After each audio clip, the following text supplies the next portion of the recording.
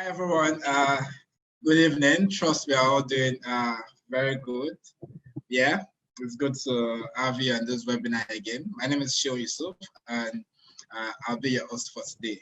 Yeah, but before we go into the business of the day, I'd like the president of YEC, Damola Giwa, to give us a quick welcome note, then we go into today.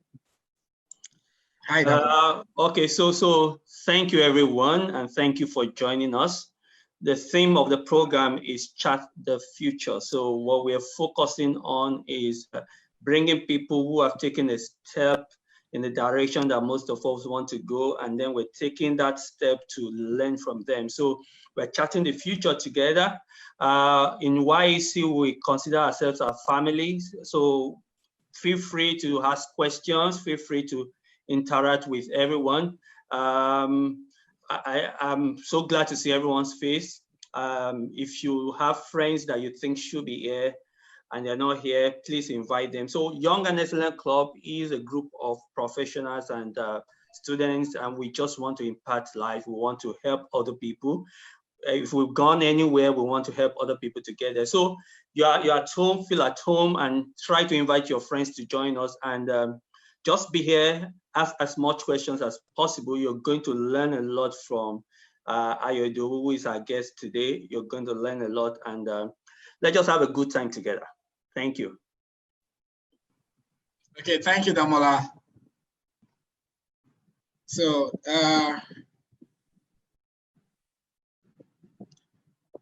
today's topic is starting and scaling your business despite all odds, leveraging opportunities in adversities. And we have a very great fellow with us that will take us through the session. We are going to learn so much from Ayo Idowu. So just a quick profile on Ayo Idowu. You might want to connect with him on LinkedIn and Twitter also.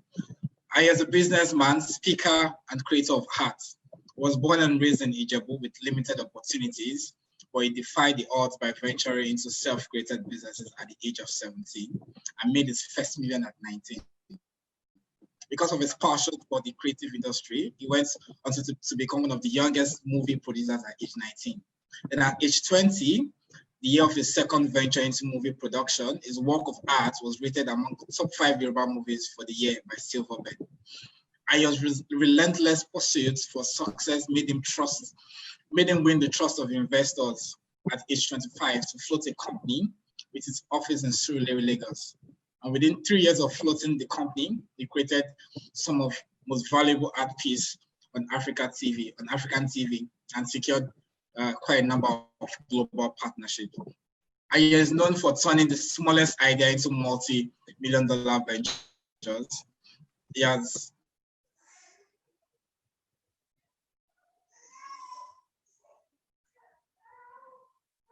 his competitive pay grade and multiple business brands, including AdPaddy, a digital advertising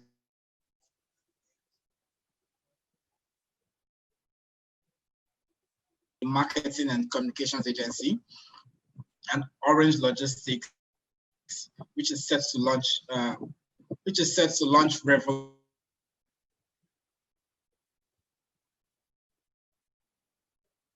set to be launched in Canada next quarter. Ayo holds a master's degree and multiple professional certifications in communications, agile.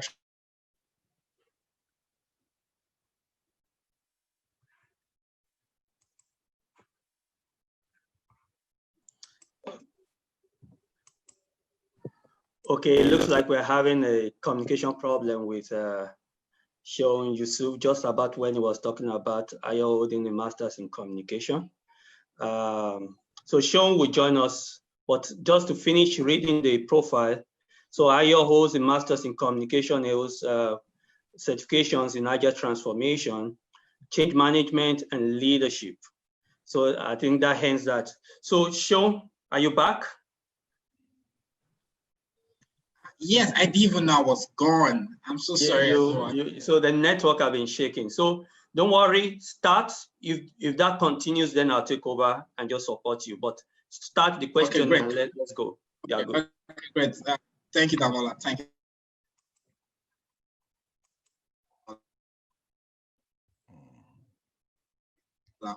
So I quick one. I'd go into the questions. Yeah, I hope they get different levels and types of businesses. Yeah. So I'd want you to quickly run us through the major classifications of businesses and what's the best approach or the best mindset to have when starting a business. Yeah. So I know we have non-profit. I know we have social enterprises. I know we have for-profit companies. I know some people get to say, if you want to start a business, start with the problem first, make sure you are creating value. And there are lots of others there. I just wanted to give us some more clarity. What are the major classifications of businesses, and what is the best approach to have in mind when starting any business? Okay, thank you very much, El. First of all, I want to appreciate the leadership of Young and Excellence for this kind of platform and for the opportunity to transfer to people all our failures in the past so people don't get to fail. I used to say that I failed so you don't get burnt, right? So I think it's an opportunity to transfer these failures and also transfer our successes. So you also understand, people can understand that when you fail, that's not the end of it. You can pick yourself again and you can run. So, and thank you to you, Sheil, for the engagement. It's well appreciated. Now, to go into your question about classifications of businesses, there are three main ones that you have mentioned. There's the for-profits, there's social enterprise, and there's the not-for-profit. And I will talk about them very quickly. Let me just also use this opportunity to tell everyone, I have tried to put a couple of things together that I feel would be very useful for people who are just thinking about starting a business. I have tried to put a couple of things together that I think would be very useful for people who are already working and are struggling with starting a business. I have put a couple of things together that I think would be very useful for people that are running a business already, but feel they're probably not exactly getting it right. So I'm hoping that this platform will be useful at the end of the day. Now, talking about for profit, of course, as the name implies, you are in the business with the main goal of making profit. And what is profit in this context? It is money.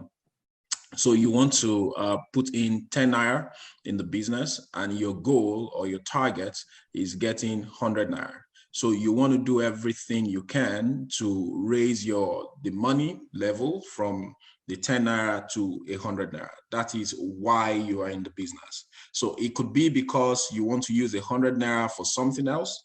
It could be because you want to use 100 naira to build something else, or to invest in something else, or to do anything else. But that is your main purpose. Social enterprise is in between for profit and not for profit. Right, social enterprise takes a little bit from for profit and takes a little bit from not for profit.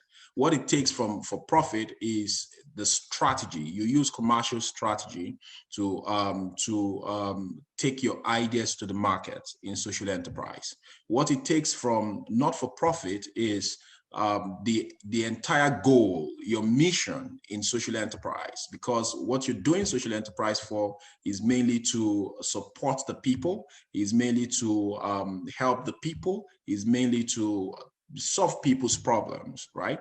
And then your desire is not entirely for profit, but you make profit, and at the end of the day, you reinvest that profit in your mission of saving people, in your mission of supporting people. I'll give you a couple of examples. If you know JDPC, JDPC stands in between for-profit and not-for-profit. Why? They run some enterprises that make profit, but they don't use this, they don't share the profit among shareholders.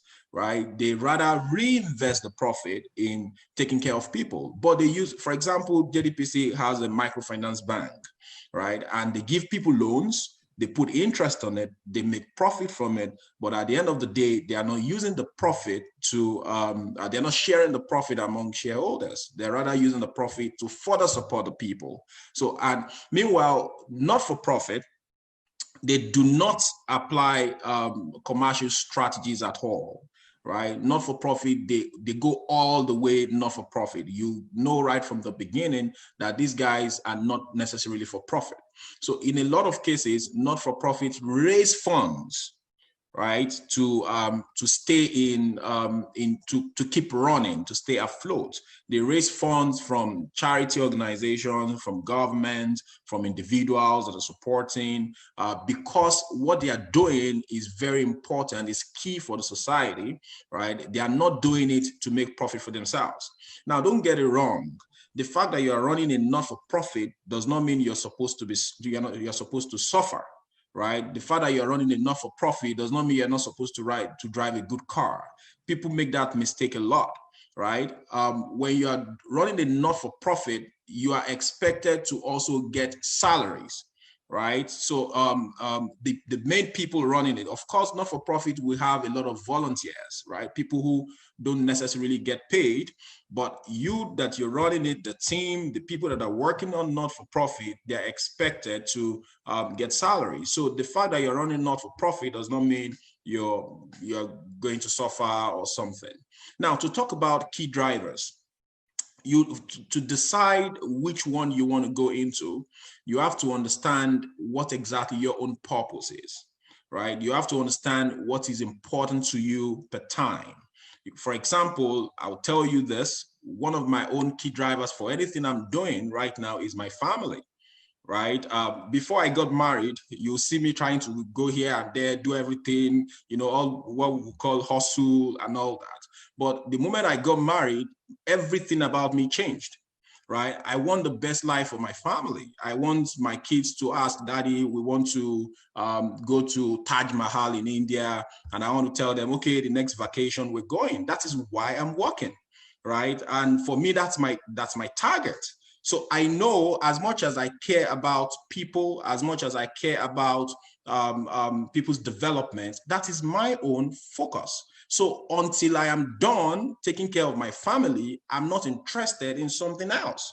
So if you see me do a lot of charity, I do a lot of charity right now, quite a lot of them. If you see me do a lot of charity, I have taken care of my family first.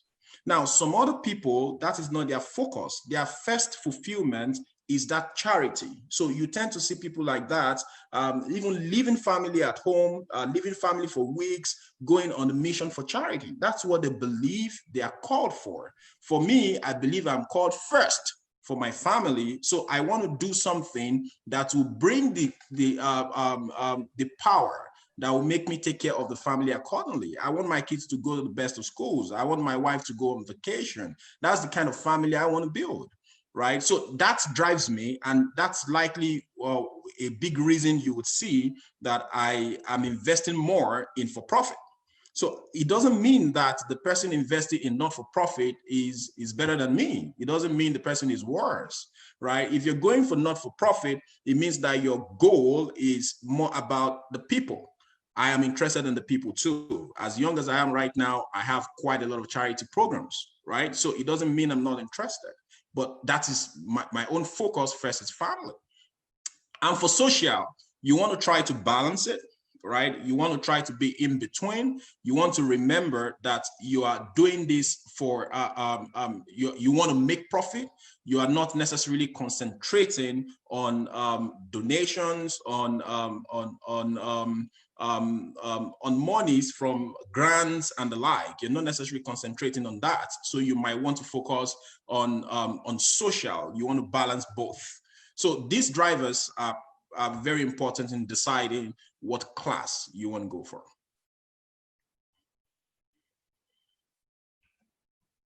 Sean, can you hear me?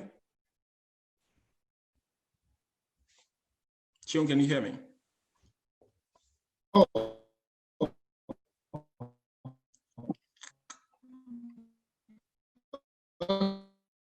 Okay.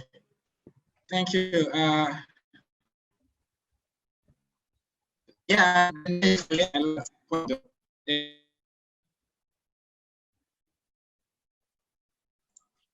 it looks like we're having a difficulty with our host today, network. So Sean, I'll just take over the conversation with AY. So Ayo, you've done a lot in business. You've tried a lot of things. You've succeeded in a few. You failed in a few. There are a lot of lessons to learn. So what do you think is the driving force for you? So what makes you know that you should be an entrepreneur? So you actually left school and was very clear that you wanted to do business. You actually started before that. So what was the major driver? So how does someone decide whether I should be an entrepreneur or I should actually work 9 to 5 with somebody else? Okay, so this question can be a little bit subjective, and I have to put it that way, right? What drives me might be completely different from what drives somebody else. But in responding, I will add a fundamental driver that you might find in yourself, which is more theoretical, right? But I'll give the practical one. So growing up, I grew up in a family where we always got what we needed and not necessarily what we wanted, right? So, and fortunately for me, I was the last child of the family.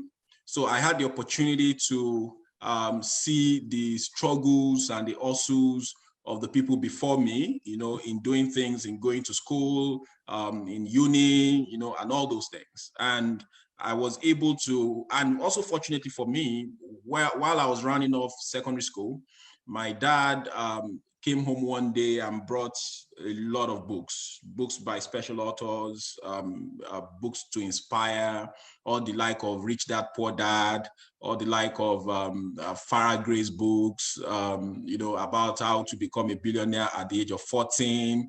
You know, my dad brought all these books and I read these books and I got crazy.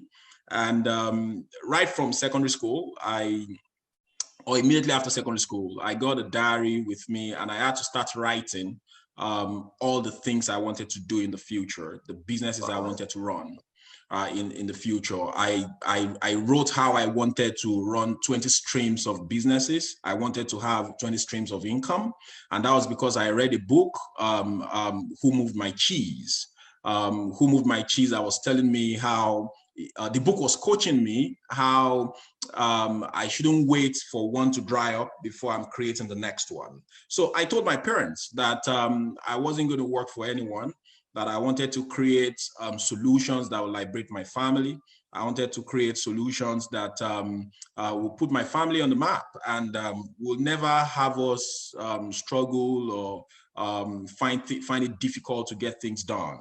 I knew it was going to be a very tough process, but I just decided that, hey, if I could start young, then I will start young. So for me, it was all about that. So one interesting thing I found in most of the books I read, if not all of the books I read, was that I didn't see any top billionaire in the world that was working somewhere. You know, so all these billionaires, they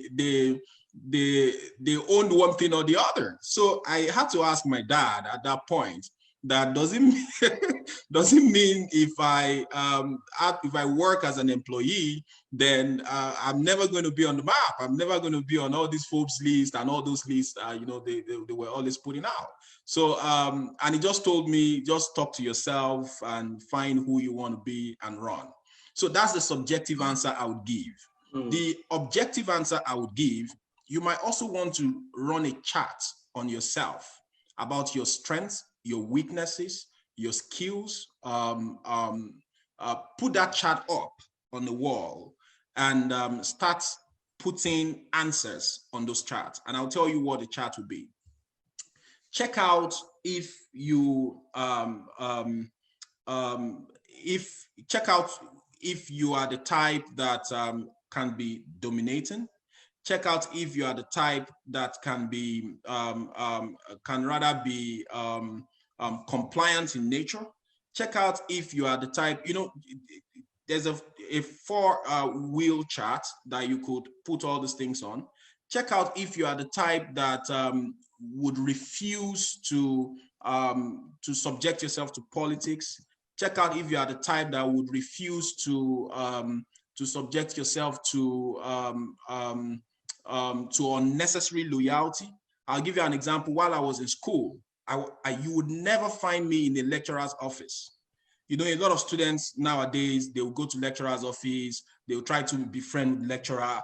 I was not friend with any lecturer because I didn't want to, I saw a lot of my classmates having to carry lecturer's files, having to do all those things. I was not that person, not because I wanted to be arrogant or anything, no, but I was just not that person. I didn't believe in having to do all those things to get favorable marks. I believed in, let me do the right things they said I should do. And if the lecturer marks me down, let me go and talk to the lecturer and ask the lecturer why he should mark me down, which I did a couple of times. So I wasn't that guy that would fit excellently as an employee.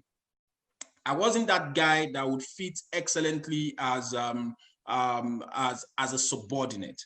Don't get me wrong. I'm not saying that I'm not a follower. Yes, I am. But in an organization, I'm that person that will object to situations if I have to object to situations.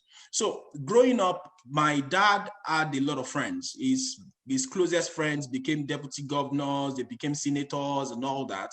And we asked him, Daddy, why are you not part of these people? And Daddy said, if I join them, within a month, they will either kill me or come to kill you. I was like, what? Why did you say that?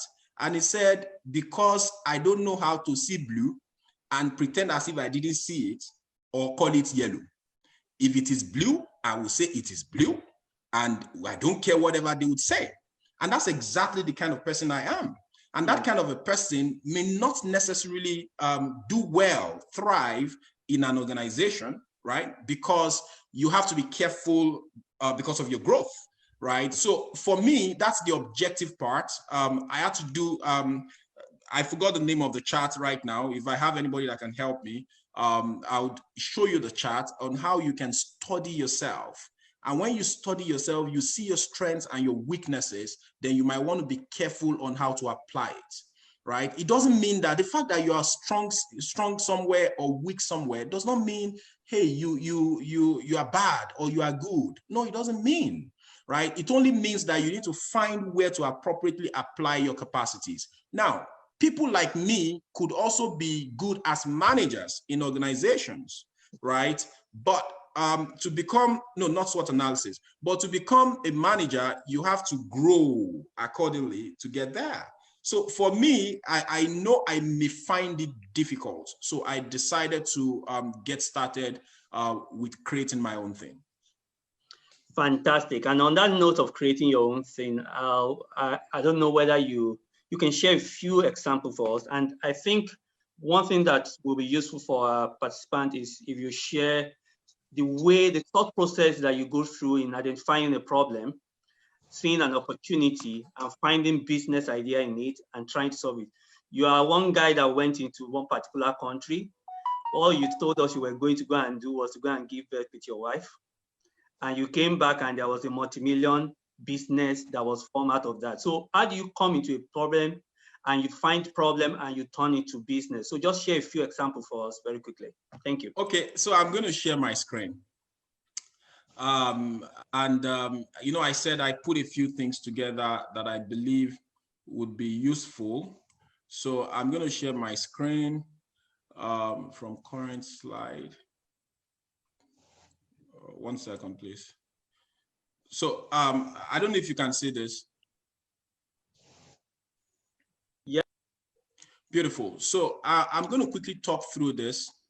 It's a 6-step process. And I'm hoping that these things I prepared will help someone. And at the end of today, we'll be able to talk about how it helped and what you're going to do immediately. I also prepared how to think about creating something. So before we leave here today, we might actually work together about creating something by yourself. And you'll be surprised that on the spot, now, you create a business idea. But before that, let me take you through 6 steps on what I do and what most successful business people do. I call it building value for value. That's value exchange, right? And starting from ground zero. Now, first thing you need to do is determine your special value. Now, I said here that identify what you have that others need. I put the word need in capital, or simply create one. So about 90% of the businesses I've created, if not, 90%, only one of them was a business, was something I had written down since 2005, right? All the others, I experienced something, I saw a need, I engaged on the need, and I created for all the others. Now, let me tell you, it is so simple. Check yourself and see if you have something, a special value that others need, not a special value that you think others need, a special value that others need. If you don't have one, go and create it. I'll tell you that we are planning to, we might be introducing a business later this year or early next year. And the special value needed, there are about 10 special values needed for that business. Right now, I am researching by myself. I'm finding about 3 others. I have only about 7.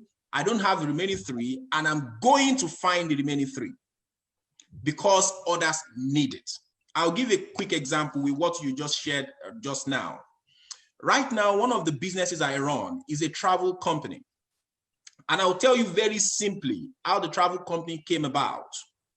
I went to the United States to birth my daughter. And on getting to, so myself, my family, and my wife's aunts, we were going to the United States the same time. Then my wife, I had an uncle there that we were going to stay with. My wife's aunt didn't have anybody. So they were really troubled about a place where they would stay, right? Then I went to my own uncle's place and all that. And on getting to my uncle's place, I spent 6 weeks in the United States. On getting to my uncle's place, I saw that his house had a basement. In that basement, he just put gym, table tennis, then there's a place where that was a storage. He was just stacking things there, large basement. And when I saw the basement, I told my uncle, what? You have this much space and you are wasting it away. This is millions of naira, maybe dollars that you're throwing away. And my uncle asked me, what did you mean by that? I said, let us convert this to money. Why? I have seen someone who needs it. I will collaborate with my friends to help me talk to many other people who need it. So he asked me, what should we do? I said, remove all this nonsense. Let's create value in this place. So my uncle listened to me. Fortunately, within a week, we went to get all the things he would need to restructure the basement. And then he invited people that would rebuild the basement. So they built a 3-bedroom in the basement, a small living room, and a tiny kitchen. Right? I want to tell you, this may surprise you. The moment he finished, I immediately collaborated with a friend who happens to be a celebrity. It's AY. He did it for me for free. He posted on his page, if you want to, if you need accommodation, if you want to have your baby in the United States. I collaborated with a travel agency who I believe would have people. Guess what? Before I left the United States, so we spent about $10,000 in restructuring that, building that place. That's about, then maybe about 300 and something thousand, 3-point-something million naira. Before I left at the end of my 6th week, the first client entered that place. The first client was to stay 6 months, and the first client paid $1,200 per month. So it means that before I left, we had actually made over $7,000. And before I left, the day I was leaving, the second person paid, even though the person did not arrive, the second person paid and paid for another 3 months. So before I left, we had recovered the $10,000 we invested. And very many other people continued calling me. Some people will say, we have problems with visa, we have problems with this, we have problems with that. After 2 months, I was now telling my wife how tens and sometimes hundreds of people will be calling me on a daily basis. But 80% of these people, the problem they have is how to even process the visa. In December of that year, that was just a month after or weeks after, we launched the travel company. I will tell you that year one, the travel company generated, so we launched the travel company with about 300,000 naira. That was what we had. And the travel company generated about, maybe I shouldn't mention, but but what is generated was not under 100 million naira. What the travel company generated. By year two, our income was 3 times that value. Right? Now, what am I saying here? I identified value that others need. Right now, before the end of the year, we were stuck in Canada. Instead of crying that we were stuck, we identified value. And we are introducing new businesses before the end of the year that we have found that people need. If I walk you through the history of the businesses I've launched, I will tell you the story behind each of them. Don't see value and walk away. You may be someone who knows how to draw, someone who knows how to design, someone who knows how to talk, someone who knows how to do whatever it is. The moment you realize that what you have, others need it, then know that you are wasting millions away. I will run through other things you need to do in next 3 minutes. So I won't spend as much time as I spent on the first one. The second thing you need to do is find others. Remember, what I said was the value that others need. Second thing you have to do is find others. People that hold the value that you need. It's value exchange. So the value you need is money. So find the others that hold the money that you need. Now, many people make a big mistake in finding others. And I'm going to quickly help you clarify that mistake now. Many people think that because you want to run business, right, then you have to go to YEC or you have to go to Ikoyi to run your business so that people will pay you well. That is the beginning of failure. When you want to find others, you do a simple classification. You either focus on the low class, the middle class, or the top class. The maximum you can do per time is focus on 2 classes, low and middle, or middle and top. You can, the moment you have your product and you are saying that it is for everybody, your product is beginning to fail. So you must identify who you're targeting.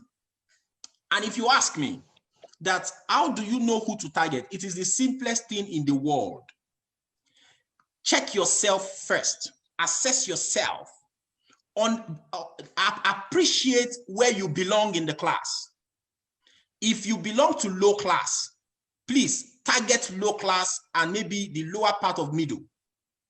If you belong to middle class, target to middle class and maybe the lower parts of top, or maybe the top. And I'll tell you why. Because if you belong to low class, you cannot think like the top class. You don't know what they appreciate. You don't know what they dislike. You don't know how they think, how they feel. So because you don't know this, you just want to start investigating how. You cannot wear the shoes where you belong. That is so easy. Now, let me do final clarification. Do not ever say that because you are selling to the low class, then you are not going to make money. It is the biggest lie in the world of business.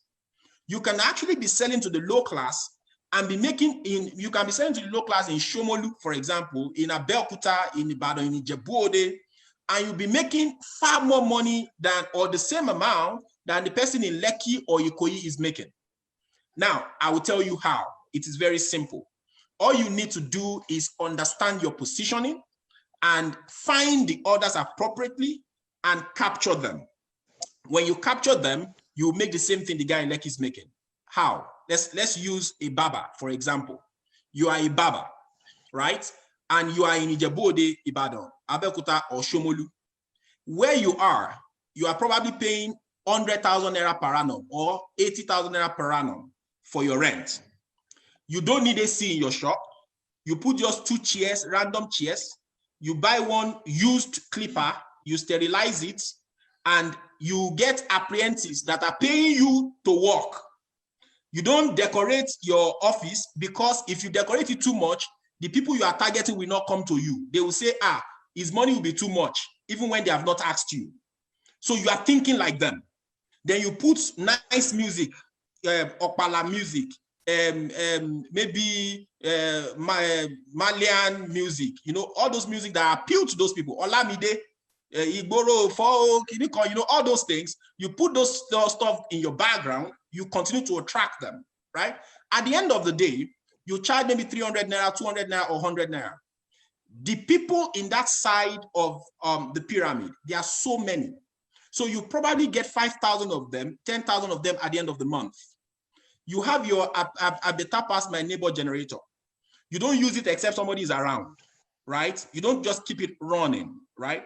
At the end of the month, you charge 300 naira, multiply it by maybe 5,000 or 10,000 people that you cut your hair for. You are not paying staff. You are using Abeta Pass My Neighbor. You don't decorate anything. Your entire overhead at the end of the month is probably 100,000 naira or 150,000 naira. And you have made maybe 2.5 million, maybe 3 million, or whatever it is, if you target appropriately. The guy in Lekki, Ikoyi, he has to pay maybe 5 million per annum for his building, for where he's using. He has to get the finest of girls and most intelligent girls that will attract these people. He has to get multiple ACs. He has to have a spot where you'll be using for maybe some game sports free once you are coming to cut your hair. He has to do all those things, right? And then every month, he will remove maybe 500,000 naira prorated amount for the month for rent. His overhead, all the fine girls and fine barbers that he hired, maybe he will pay in total of maybe 600,000, 700,000, 800,000 naira for salaries, right? He would service his gen. For me, in my own office, I spend an average of 200 to 250,000 naira per month on diesel. He will spend that kind of money on diesel. In fact, he will spend more because he won't close at 5. He will close at 10. At the end of the day, the difference he has is probably 2.5 million. You that you targeted the people in your environment appropriately, and you are in that poor environment, the difference you have is about that 2.5 million. So find the others and make sure you do well with it. You will succeed. Number 3, set your goals. I beg your pardon about this YOU, the R is missing. Set your goals. Look, when you find the others, you have to clarify your goals. What do you want to achieve? If you don't clarify your goals, if you don't clarify your mission, your vision, and you don't set short and medium-term objectives, you will lose, you'll just be running. You won't know when you're doing well, when you're getting results, when you should celebrate yourself, when you should charge yourself up. You won't be clear about where you're going to. Please don't make a mistake and just start running business without you clarifying your goals. What do you want to achieve in the first 6 months? Let me tell you something. People that have worked with me or that are working with me, when they want to do a presentation to me about anything and they write objectives and they just write to be the best person in the market, I'm throwing that presentation out of the window. In fact, I won't listen to the rest of the plan. You know why? Because your objectives must be smart. I must see measurable elements in your objectives. I must see a time bound in your objectives. I must see specific elements in your objective. So if you just tell me that your objective is to be the biggest in the market, it's nonsense. You have to be able to tell me that to achieve at least 25 customer uptakes within the next 4 months, it is specific. Customer uptakes, it is measurable, 25. You have not promised us 100. You have not said to be the biggest. You said 25. You have given us 4 months. We want to come at the end of 4 months to check your 25. This is how we know if we are succeeding or not and how to put ourselves in check. So you must clarify your goals. Number 4, you must structure your value. Your value is what you are selling. So when you have done all of this, you have identified your audience, you have done all of that, then structure your value. When I say structure your value, I mean create the products, define the products, create policies around it, structure your system. You have to do all of this. For example, one of my businesses, if you want to patronize us, we're going to send you a document. The document details every single thing about that product. It details even whether when you pay us, we will refund you or not. If we are not refunding you, it details why we are not refunding you. It details everything from the day one you are speaking with us. Make your decision if you want to engage or not. We're not going to hide anything from you. So that is structuring. Structure your offering. Know how much you're charging. If you call any of my businesses right now and you ask for anything, whether I'm there or not, how much we are charging is structured. It is designed. So if you come and you say, don't worry, I'll pay you more, we'll tell you, we don't want more. This is how much we are taking, and that is it. Structure it. Know when we are not saying no, when you will not say no, when you cannot say no. You have to structure your offerings appropriately. Second to the last, the penultimate, build a team. This is one of the biggest problems I've faced as an entrepreneur, right? You have to get it right. Let me say this. When you are starting off, go and read about all business startups in the world. You are likely to have high employee turnover because both you and the employees, you are just trying to align on the goals. So you don't have to be perturbed when you're having relatively high employee turnover, but review yourself, review your structures, review your system, make sure you're getting things right. So you build a team, and don't forget, I didn't say find a team, build. So you get people at the level that you are at that time and start building the people in line with what you have. Build a team, get them right. Lastly, sell and sustain value. That value you identified, sell it to the people you discovered needed it and sustain it appropriately. Let me warn a lot of people, a lot of startups and all that. Don't ever assume or think that you've got it covered. You need help. If you don't find the help, you will struggle. It's simple. We don't need to try to manage the way we're going to say it. You don't find the help, you will struggle. You are not a marketing expert. You say, it is easy to do marketing now. Be social media, I'll just put it here, I'll put it here, I'll put it here, and I'll sell. Come on. Even if you are the smallest level of startup, right? Find the smallest level of help. You don't know it all. Find people that do it every single day of their lives. Pay them, give them value as well, because you're looking for value. So factor it in your business plan. We might need to talk about this as a create some kind of masterclass for each of these steps, right? Where we're going to discuss the detail. Sell and sustain value. Take note, I didn't just say sell value. I said sustain value. Make sure people are coming back for that value. Until you have done that, you have not built business. Thank you, sir. Wow. That indeed was a masterclass on its own. Okay. Host, I need you to be muted. A special one. A quick one.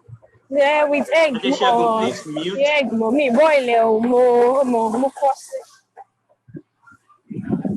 All right.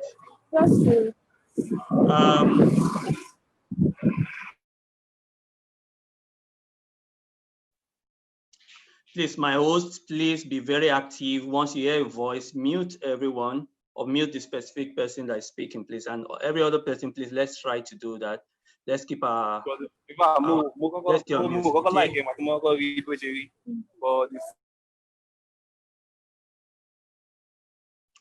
All right, so that was fantastic. I know as he was speaking, a lot of you have started having some questions. So if you have questions, drop that in the chat room. If you would like to share your question in person, so you don't want to type it in, then you can just use the signals that you will see under the chat to raise your hand. So you can just raise your hand and indicate that you want to ask questions, and we'll call on you.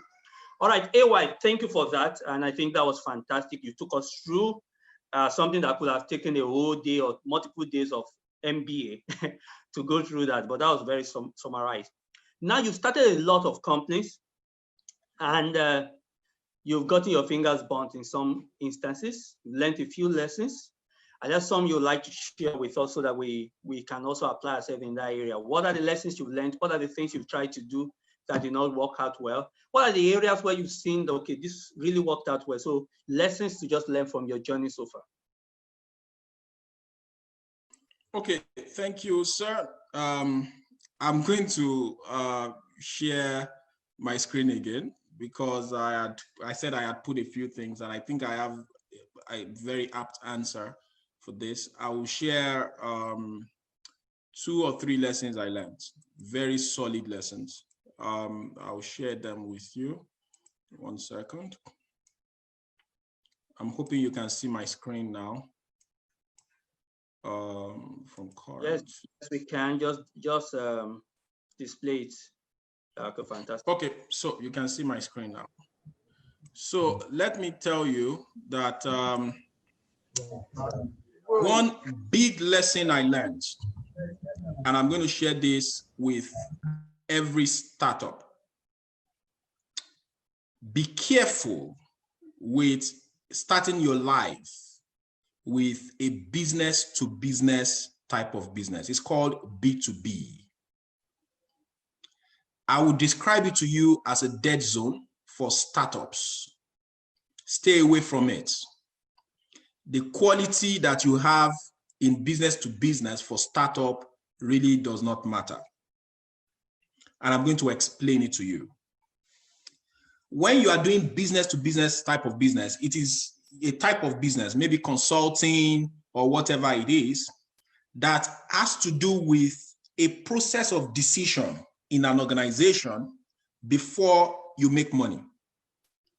That means maybe you are offering a service to an organization, not to direct consumers, direct customers, right? You are offering that service to an organization. And of course, for you to stay profitable, that organization must make decisions within themselves to either take you or take someone else. If you are a startup, this is a big problem. Be careful, and if possible, stay away. I'll tell you why. I mean, I got my fingers burnt. The full corporation I started with was purely business to business. Look, there's something called organizational bureaucracy. There's organizational politics. The people you are selling to in that organization, they either have their own agency or their own interest. I mean, they have interest in some other agencies. That means other people who do what you do. You don't want to start your life contending with people who already have people on the inside of the agency or the company you're trying to work with. You don't want to start your life doing this. That is number one. Number two, a simple policy change can crash you out completely out of business. I'll give you a solid example. I was making content. In fact, up to date, the content we made as far back as 2015 remained the most expensive, or one of the most expensive, on the biggest TV platform in Africa, DSTV. We made multiple content with that. We were super successful. I mean, we were very, very successful. But guess what? Nigeria went into recession. And when they went into recession, DSTV made a simple policy change. Simple one. And what is it? They stopped paying content owners in dollars. They started paying in naira. And that crashed us. I'll tell you how it crashed us. So we made a lot of money. We did very well. We were, in fact, if they didn't change that policy by now, you have to book with maybe 3 executive assistants before you say, hey, well, are you there? Do you get what I'm saying? We would have been flying in the air. When we made content, so they bought our content for as high as $3,500 per episode, right? When they were hit by recession, they stopped paying that kind of money. They started paying in Naira, and the maximum they were paying was 300,000 Naira.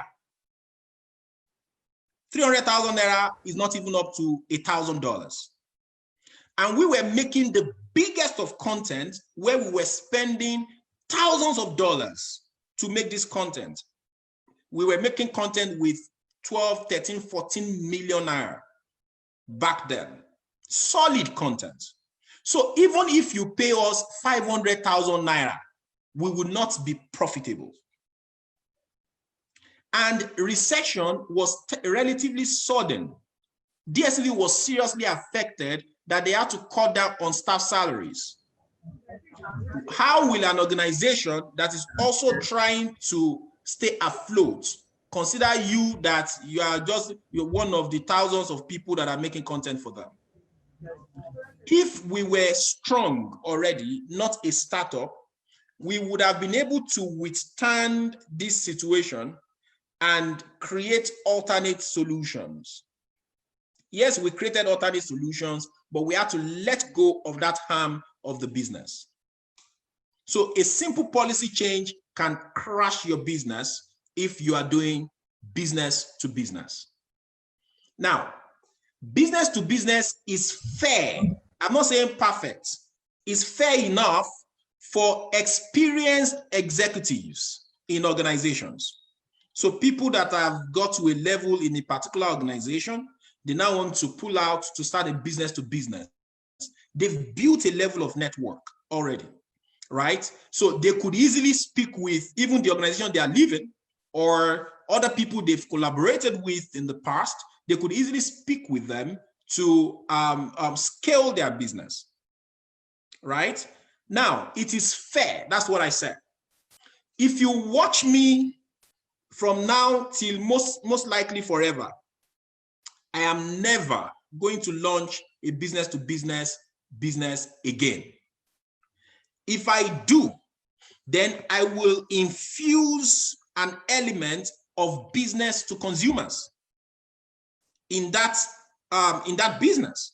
There's one that we are partners right now. We are trying to launch first quarter of next year, a very major business, right? It's entirely business to business, which means if businesses don't listen to us, we are not going to stay profitable. The partners just realized that I infused an element of business to customers. Of course, I didn't tell them that this is the main reason I infused it, because that's also one of the secrets that I use to stay very relevant. So I'm giving you the secrets for free. So they just saw that I infused something that would be for business to customers, something that was major. And they were all excited that, wow, this will actually be amazing. In fact, it could be a separate business on its own. Me, I know, right? But I did tell them, I just infused it, right? If at all I'm going to be part of any business to business, then I'm going to infuse a business to customer type of option. Anything different from that, what I'm building would be business to business. I mean, business to customers. Aside the one for DSTV that I gave as an example, another one happened that we were relying wholly on agencies, right? To make money, agencies must pay us money. My brother, if you are in that kind of terrain and you are young or you are a startup, run. That's why I used a picture of a young man running seriously away from business to business here. Run, I'm not saying shut down that business, but quickly create something else that will be business to customers. You don't need someone in between to make decisions on how you make your money. Let the large customers make the decision for you. If one customer is angry, another one will buy. Do you get what I'm trying to say? I'm not saying you should do your business and make people angry. I'm just telling you that if one is angry, another one will buy. Let me also tell you the danger of business to business. If one business is seriously angry with you, these businesses, they have controlling bodies, they have institutions where they come together, right? The people making decisions, they have associations. You could have the Nigerian Institute of Public Relations, they meet. All they just need to do is mention the mess you did to them in their meeting and you are finished. That is business to business. Finally, let me say this. It is very rare, almost nearly impossible, for you to find a top billionaire in the world that is running a business to business type of business. Please, let us start mentioning them, all of them, all of them. You will continue seeing business to consumers. The Alibabas of this world, the Jeff Bezos of this world, the Facebook of this world, you know, all these guys, what they do is business to consumers. There's no line of decision makers that may frustrate your efforts. Here, quality will shine when you are doing business to consumers. Your quality will shine. Trust me, be the best person at what you are doing in the world. If one girl that is asking you out in that business, if you refuse to agree with her, your quality is messed. I mean, I had experiences like that where a decision maker in that organization would tell me, let's hang out, let's meet at so place. I don't hang out with, I don't do women because I want to get something. Go away with your money. But that is not fair. Hey, it exists everywhere in the world. So that is one big lesson I learned. Second lesson, no, 1 second, sorry. Second lesson I learned, 1 second, please.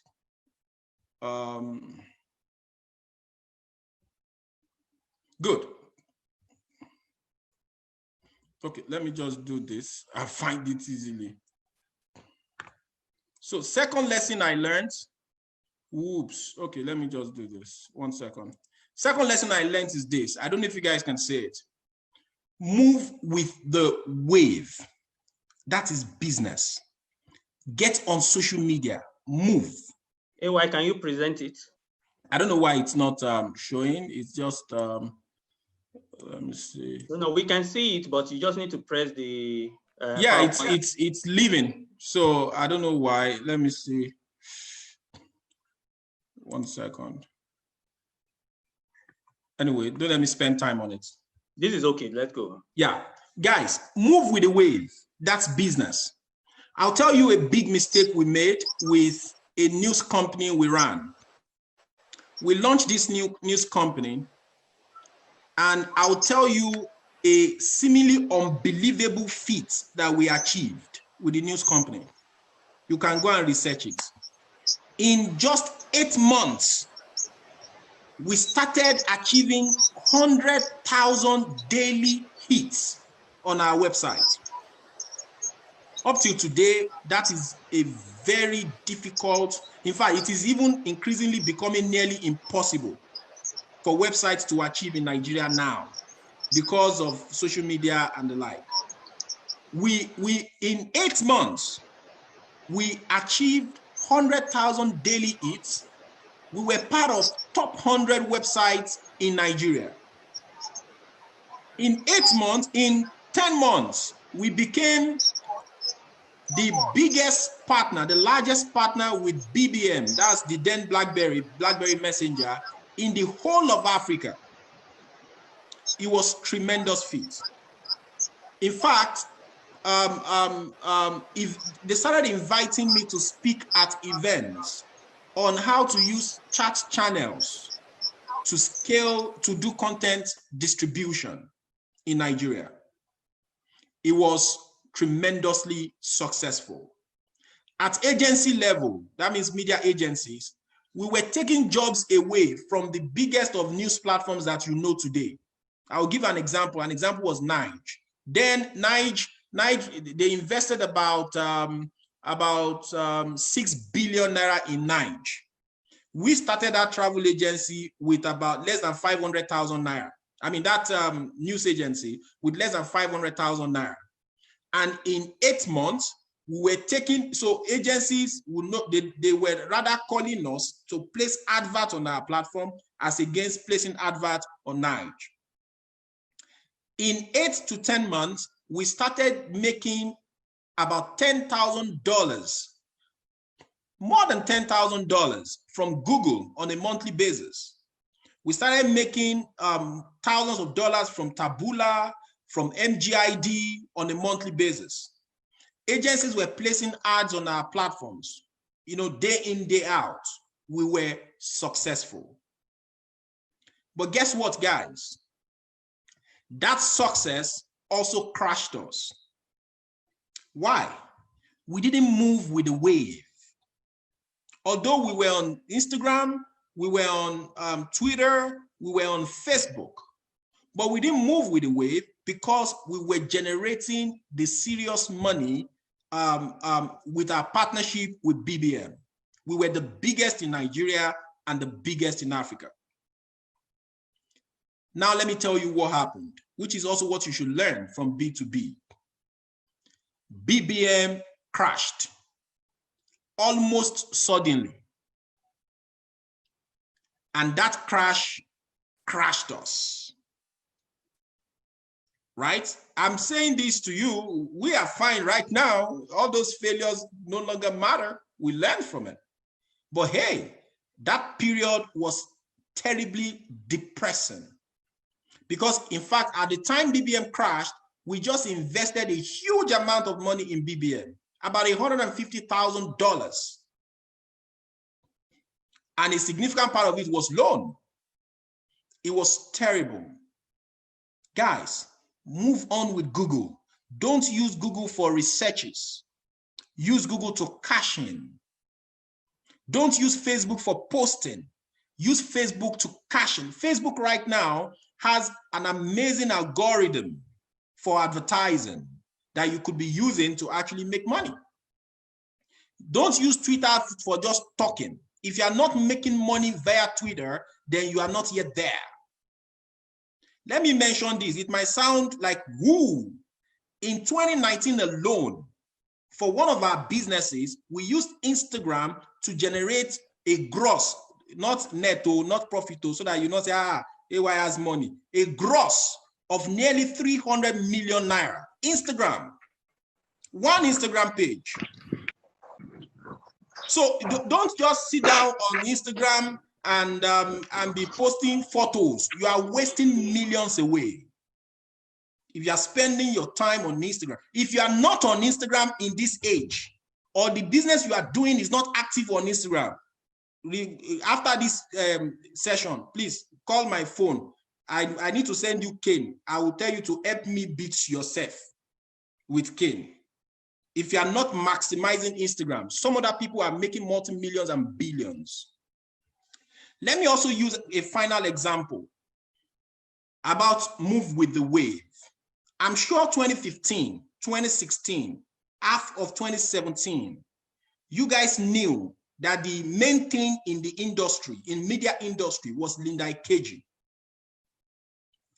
People did not believe it, but we that were in the industry, we knew she was making an average of 80 to 90 million per month because we knew what we were making. I said per month.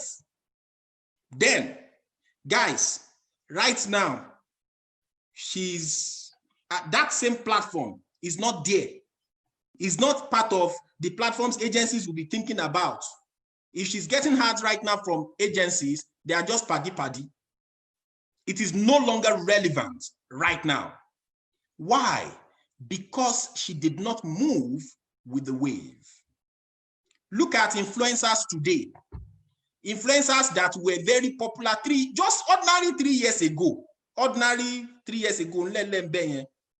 that were very popular, they are no longer there today. Why? They are not moving with the wave. Look, wave will come. And the only people that will stand after the wave are the people that stay relevant, that are moving, that are seeing the wave ahead and are moving on with it. So I will want to put a pause at this point. Fantastic, fantastic, and thank you, AY. Just as I announced before, if you have questions, now we're rounding off, we're coasting home now. If you have questions, you can drop in the chat box. AY, very quickly, someone is saying that my business is already a B2B business, so I'm already there. Apart from thinking of how to find a B2C infusion into what I'm doing, I can't shut it down. So what would be the key things that you think people should learn to strive in that area? If you're operating a B2B environment, the key things that can still help a fairly new organization succeed in that environment. Can you share a few very quickly? Okay, the first thing I will say, we should not discountenance it. So I won't describe it as apart from, I will just re-echo it. First thing I will say is infuse a B2C in that business. There's almost no B2B business that you want to run that you cannot build a B2C solution, even if you're running a consulting firm, right? All you just need to do is think.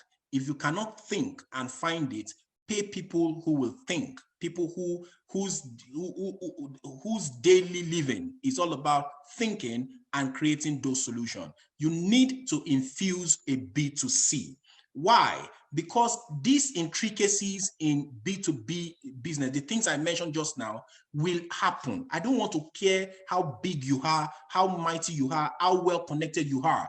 These things will happen. The CEO of one business will create his own business. He will jettison you and go for his own business. So the first way out is create a B2C. Do not think that the type of business you are doing, you cannot create a B2C. You can and you will, and you should go for it. That's number one. Number two, build and nurture relationship.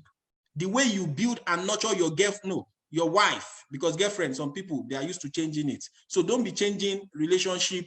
Don't be changing your business relationship the way you change girls or whatever it is. Build and nurture the relationship. Make sure the relationship is key to you, is important to you. Find the things these people appreciate and make sure you serve to their appeal. It is very important. Now, there's something I said. I said, be careful. Build a solid business relationship, but be careful about building friendship with someone you're doing business with. I want to repeat that. It sounds controversial. Build a solid business relationship, but be careful about building friendship with someone you're doing business with, except you are sure that that person recognizes the place of business. If you turn your business relationship to friendship, you will get to a point where you will start doing services for free. Guys, I don't even entertain it one bit. As you are here now, if you call me Ayo, Alpha, I will talk with you, I'll do everything with you. The moment it gets to the bottom of my business, I will charge you. The best I could do is now factor discount. I will let you recognize that discount. So if you tell me, oh, because it is you, don't worry, it is free. Even me, I won't take it, I will pay. If you tell me because it is you, just move on. No, I will pay. And I'm paying because I'm letting you know that I am also running business. So next month, when you are coming to me, I paid you last month, I will charge you. So be careful about how you nurture that relationship, but you must nurture relationship. Finally, constantly invest in standing out. Let me quickly, very, very quickly share this story. Guys, don't make a mistake of thinking that this is what you do, this is what people know you for, and this is what you must do. That is blunderous. Don't make that mistake of thinking, oh, this is it. This is my calling. When you have not even clarified that calling. Don't make that mistake. Do that thing that will uniquely, strongly, firmly stand you out. Let me quickly share a story. Growing up, right from primary school, I was an actor. I wasn't just actor, solid actor. I was always winning awards. When I entered secondary school, when they are doing prize giving day, if I will not collect anything, best actor, I'm taking it home, guaranteed. I collected it 6 years back to back. In fact, in my secondary school, I was so good that I represented Ogun State in a French drama competition. So they had to teach me French because they needed that acting skill. I was that good. So I believe that life was all about acting. I started chasing it. I made movies, 2 movies. Immediately after secondary school, maybe I think I was in 300 level when I made my first movie. I was in 400 level when I made my second movie because I was chasing acting. I was already becoming popular back then. So people were already following me on Facebook because I was acting. If I go to Lagos in Oshodi, once I come down from the bus in Oshodi, all those random people, they knew me. But guess what, guys? In 2009, I was on the set of a movie and something happened. I was on the set of a movie with some movie legends, including Ayo Idowu. And when they said action, and I started acting, those people had to beg the director to stop, right? And guess one question they asked? Where the hell has this guy been? Do you know what that means, guys? It means you are so good that legends had to ask where you have been. That is complementing the value that you carried. Now, what was that supposed to do to me? It was supposed to make me jump and take acting very seriously. But guess what? The reverse was the case. It was that day I made up my mind that was my last movie set. And that was it. I never took up any script again. Let me tell you why. Because I did a reassessment of myself and I realized that there was almost no way I would get to the very maximum top in that line. Why was there almost no way? Because as an actor, I didn't have that flexibility. I'm a firm some people say I'm uptight kind of person. I don't go to clubs. I've never been to a club in my life. Start day one to this present time. I don't know what club looks like, except when I watch TV.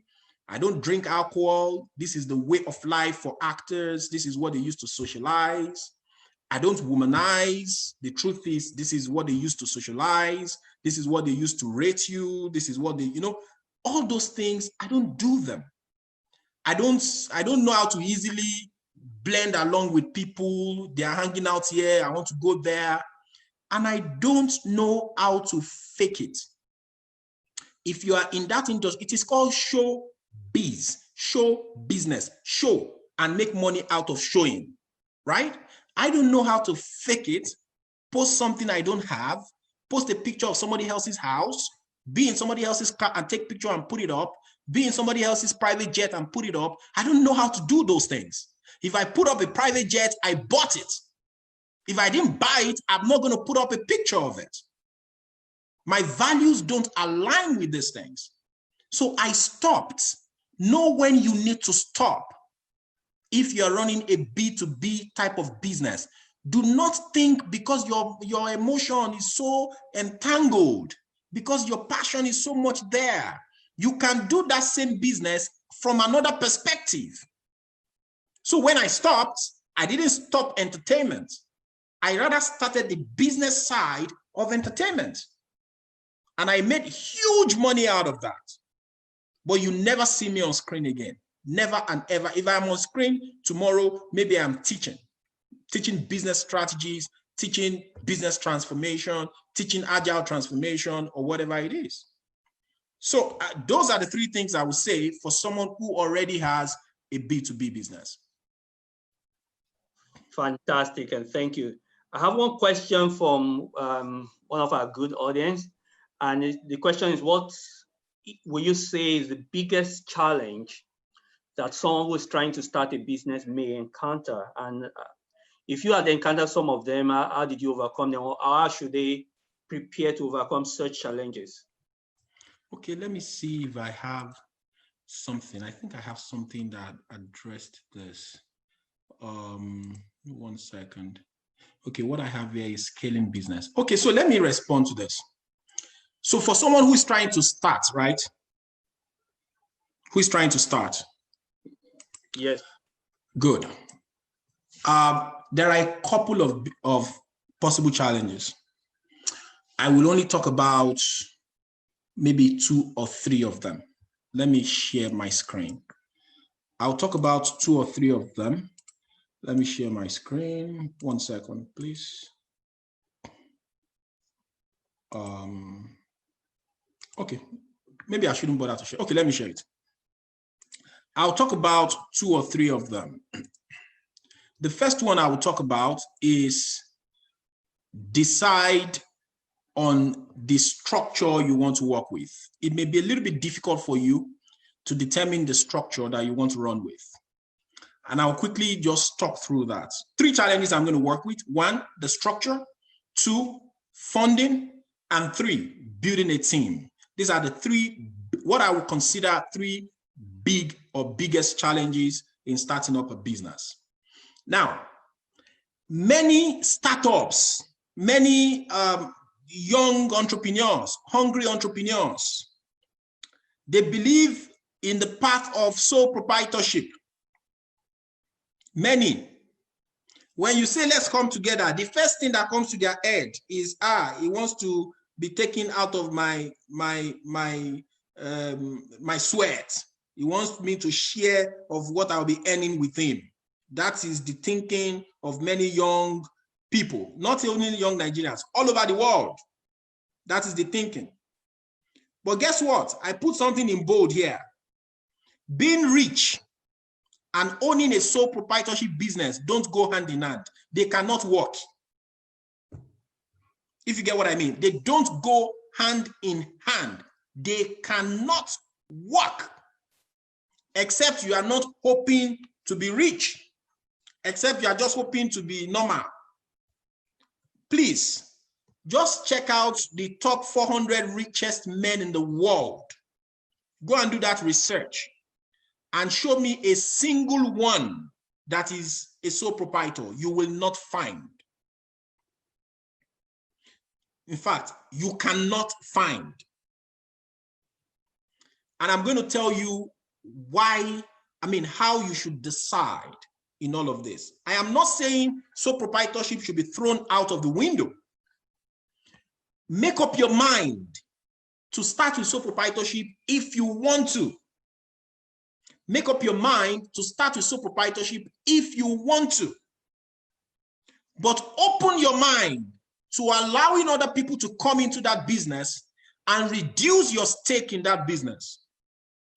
Guys, you don't have to have 50% of that company.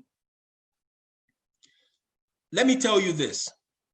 Jeff Bezos is the richest man in the world.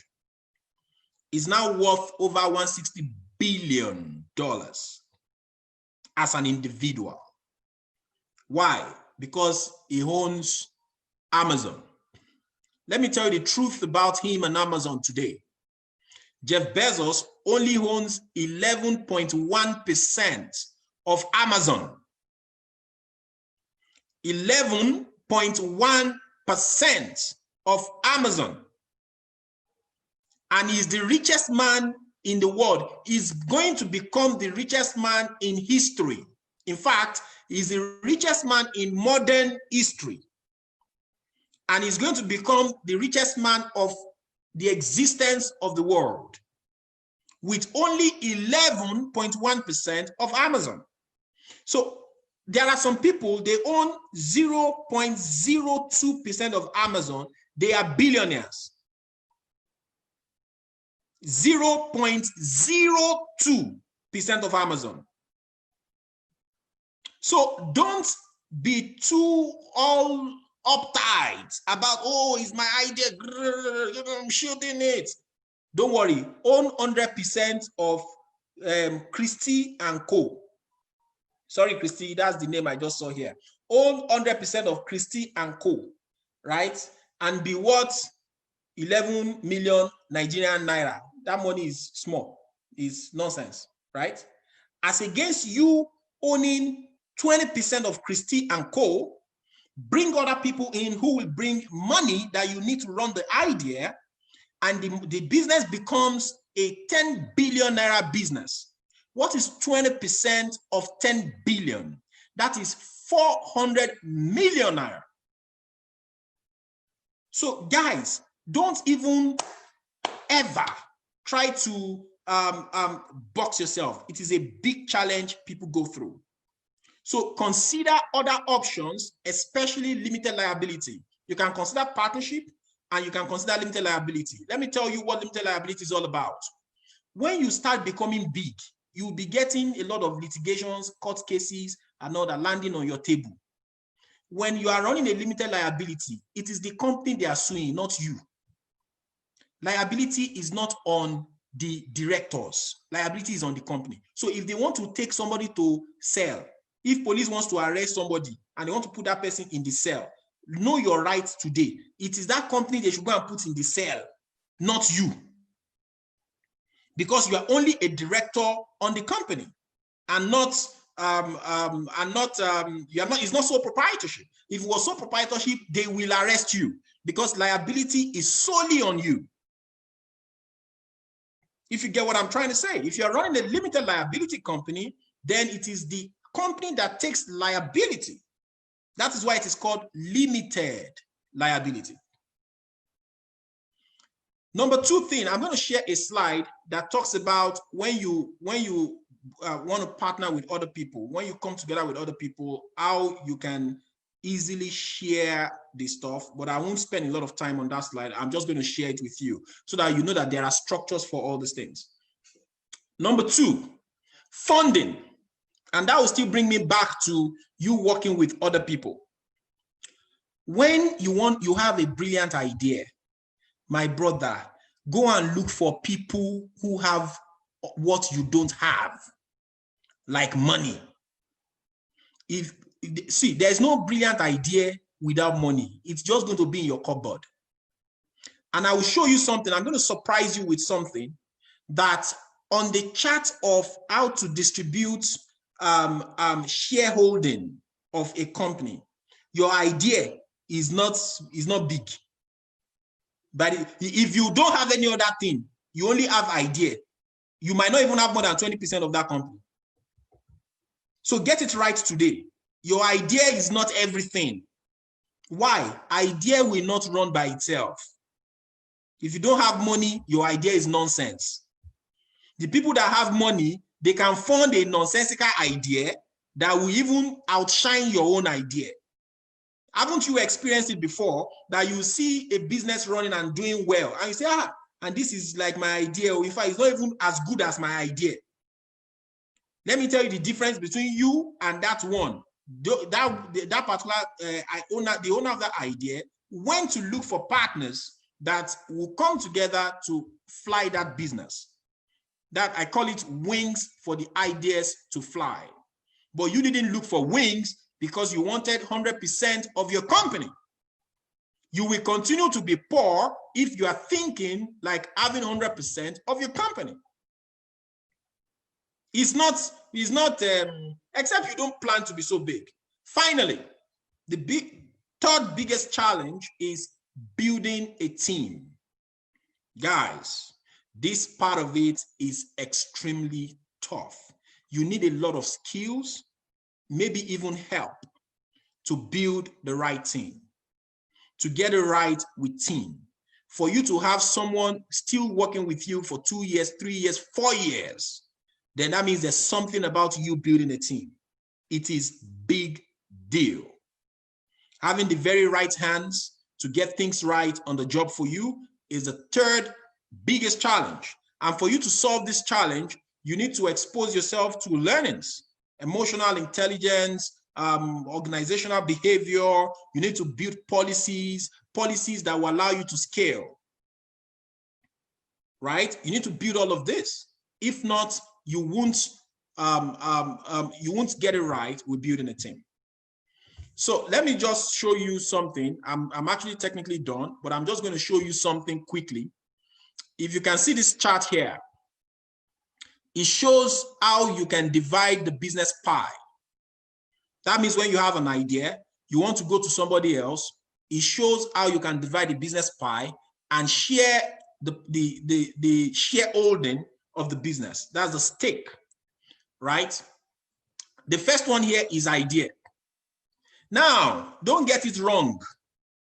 Idea here is not just the idea you have.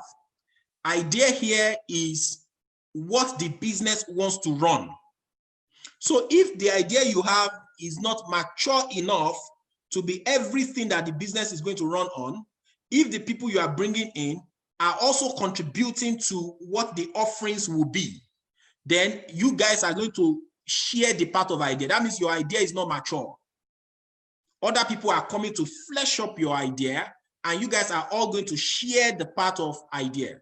Idea holds 80 out of 100. Business knowledge. You need someone who knows how to drive business. Don't deceive yourself. If you have never driven business before, go and find someone who has done one. If you don't find someone who has done one, you are wasting your time. Commitment and risk. So business knowledge will take 5 out of 10. Commitment and risk takes another 80. Who is ready to leave other things to run the business? It takes another 80 out of 100. I mean, 50 out of 100. It takes another 80 out of 100. Domain experience. This might be what you have that you will be thinking you have the business idea. Domain experience could be what you are confusing with business idea. For example, you know how to code. You now want to start a business, right? Let's start a coding business to be coding for people. Domain experience is what you have, not the business idea. The business idea will now be how to structure that knowledge that you have. This is what we're going to be selling to people. We're going to be selling this to people. We're going to be selling this to people. We're going to be selling this to people. That is the idea. What you actually have is just domain experience. Domain experience is not even as strong as the idea. It takes 60 of 100. There's connection. Who has the right connection to get investors or the right connection to get business without you stressing at all, without you doing any heavy marketing at all? The person that will put a phone call through and they will set up an interview with you guys or a pitch for you guys. Responsibility. Who takes responsibility? The reason this has to be, I put it as TBD, to be determined, is you might create an idea where you are not even fully responsible in that idea. Maybe you want to hire someone that will be running the business, right? So all these things are already there. Don't waste your time by trying to own everything. Funding. The person that has money. That's why in a lot of cases, if it is a fresh idea, the person that has money is most likely going to take more in the business. If it's a running idea, the person that has money will take about between 10 and 30% of your business, because it's the one that is giving you what you're running on. So those are the three major challenges. And thank you, Ayo. Thank you. Fantastic. Yeah. So I know a lot of people might have questions. If we can take everything here, we're going to share a link with you where you can actually join us on WhatsApp. Our WhatsApp group is for continuous engagement. We usually keep it silent so nobody's posting any funny thing, but you can drop your questions. So we'll open a window again for you to still drop any question that you have. Then our guests can come back subsequently and then try to answer those questions. So if you're unable to cover all the questions here today, Ayo Ogunkole, please, you can drop the link so that people can join the WhatsApp group. Okay, Ayo, I have just 2 more questions and it will be a wrap today. Someone is asking here, Ken Egiwa is asking, that we've seen you do a lot of amazing things. You are someone busy guy. because you can just look at something and just say you can do it. And I'm like, oh boy, why will you just say you can do it? From where? Why will you just come and say you can do it? You know, coming out fresh from school and just believing that you can be the best in entertainment. What gives you that kind of attitude? Then we've seen you fail a number of times and rise up also. Very difficult situation. So what do you think is responsible for this? Other people might look at you and want to be like you. What do you think sets you apart, and what should they start to do to be able to have that kind of results that you're having? So it's a combo of questions. If you can take that very quickly, then I will ask the final one. Okay, so let me take the combo of questions. Someone talked about values. Then the second question that makes the combo is what makes you able to get things done, right? So I'll answer both. For values, it can be very difficult, and you have to be ready for it. Number one, I will mention just about 2 or 3 of these values. One of them is like 3 in 1. I call it the principle of fit: fidelity, integrity, and trust. The principle of fit: fidelity, integrity, and trust. In fact, if you are working with me and I find you questionable in any of these 3 areas, we're going to have problems. So before you get on board with me, I'll tell you about these 3 principles, or this principle of 3 values. Fidelity, in this case, is as good as loyalty. When I'm with you, I'm with you. When I'm committed to something, I'm committed. No distraction, nothing. I'm all in. Integrity: if I tell you it is blue, you don't need to ask somebody else. You don't need, even when saying it is blue will make me lose 10 million naira, I will tell you it is blue. I know I will lose 10 million naira, but hey, I got to tell you it is blue. Why? Because it is blue. I will never tell you it is like blue, or it is yellow, or it is white. Don't forget, at the beginning of this session, I said that was one main reason I decided not to work anywhere, because I won't call blue yellow. That is the part of integrity. I will not say yes and you will come back to see no. If you see no, it has to be something very serious, and I must have communicated with you that this thing is changing to no. It is another big value. If you don't have it, trust me, it is going to be very challenging. Number 3, trust. You have to build a life that people can have confidence in you and live their lives with you, including their money. If you are not that type of person, then it will be difficult for you to attract investors, to attract relationships.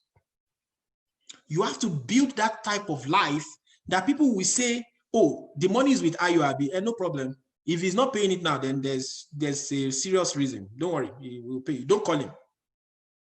You have to be that kind of person. I had someone that called me and said, Ayo, she'll need 8 million. He called me by himself. Ayo, she'll need 8 million.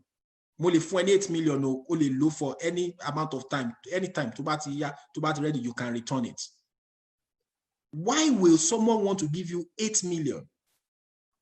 Because the person knows that he will go to sleep. He knows that the person he wants to give this 8 million will use the 8 million for value. And for 18 months, the person was getting value. I collected the 8 million. Will I throw 8 million away? I collected it. He was getting value out of the 8 million. This was after I had solved the major failure problem.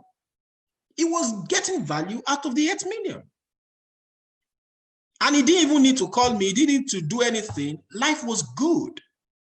That is trust. Now, the second one, which is a single value, is discipline. Let me tell you, if you are not ready for that value, you are not ready to build anything. That discipline is the type of value where you will put your eyes on something and you will lock your eyes to that thing. No matter how pretty, beautiful, amazing the things around that thing are, you have locked your eyes on that thing and you will not be distracted. If you are a young man, the best way you can test your discipline, stay away from women for maybe 1 year. Test your survival. Stay away, walk amidst women, but stay away from them for a period of time. I did mine for more than 2 years. That is discipline. I just told you now that I don't drink. All my friends drink. I just told you I'm not promiscuous. 80% of my friends are terribly, badly king of being promiscuous. They are kings. In fact, we live in the same house, or we lived in the same house, and day in, day out, different babes will be coming. Shame me, did they take my head to the village? No. But I had something I was focusing on. I tell people a lot that I don't do all these things, not because I don't know how to have fun. I do know how to have fun. But I cannot stand a minute of my life to not be conscious of what I'm doing. That's why I don't drink, because I create the biggest of things in split second. You can now imagine if 1 hour out of my life, I'm drunk and I'm somewhere sleeping or vomiting. That means for 1 hour, I've lost values possibly worth millions of naira or millions of dollars. You can imagine if I have 2 girls or 3 girls that are always calling me and I'm lying to one, I'm covering this, I'm covering that. That's huge distraction that my life cannot handle because I understand myself. Discipline. If I tell my team that we are not going to be doing this anymore, even if it is not, let me give you a perfect example. In our office, our Ikeja office, it's a duplex up and down. A lot of the time, staff do not necessarily come to my office except there's something major, right? We have a policy that says, do not eat on your desk before 4:30 p.m. Do not eat on your desk. So you go to the kitchen. The kitchen is downstairs. Because of the stress for me to be going to the kitchen downstairs, I don't always want to go to the kitchen. If for whatever reason, I did not eat that morning, no matter how much food my wife orders, the food will be under my desk till past 4:30 p.m. There was a period I was having ulcer. It was a serious case of ulcer. Guys, if I'm so busy in meetings that I cannot drive out to go and eat, I will keep the food till past 4:30 p.m. because that is what the policy says. Discipline. I won't say I'm the CEO. Of course, if I eat, who will say, Ayo, you are going to be queried? Nobody now. But that discipline, I will maintain it. That's to talk about values. There are very many other things, but I don't want to spend a lot of time. I want to believe whoever gets these 3 will actually do super well in building business. To quickly talk about, why are you always certain that you can do it and you will do it? I'll give you a very good example. I went to India to study production direction and TV journalism. That's how to direct a film for only 3 months. And when I came back, I told people, including investors, that I'm going to make the best of content on African TV. Of course, some people will say, are you mad? Like, you just came. Some people have been doing this thing for 30 years. They've not made this best of content because you learned something in 3 months. Are you normal? And guess what? I put my team together and we made this content. And the content became the best on these TVs. They became most expensive. Up to today, if they see me at DSTV, they say, Ayo, today? No, we can't afford to pay you. We can't afford to pay you. That's what they will say. Because of what I've built. Now, how are we always sure, or how am I always sure that we can make it happen and we'll go into it and we'll succeed with it? Number one, I don't sleep when it comes to achieving success. I don't just go with my broad chest when it comes to achieving success. I find, I research, I learn, I study, I read when it comes to achieving success. Number two, confidence. My brother or my sister, you see that confidence? That's success on its own. Look, even if you don't know it, I used to tell my wife, you know, if you don't know it, tell them you can do it. Before they call you to come and talk, go and quickly research it and stand in front of them. Look at them in the eyes. Even if you forget something or you say one rubbish, they will think you will find a way to correct that rubbish and align it somehow because of that level of confidence you have. You have to learn it. You have to master it. The confidence of believing in yourself.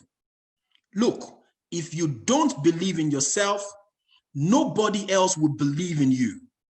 So the first battle in life that you have to win is believing in yourself. When you believe in yourself so much, it will come to a point where you will force people to begin to believe in you slowly and gradually.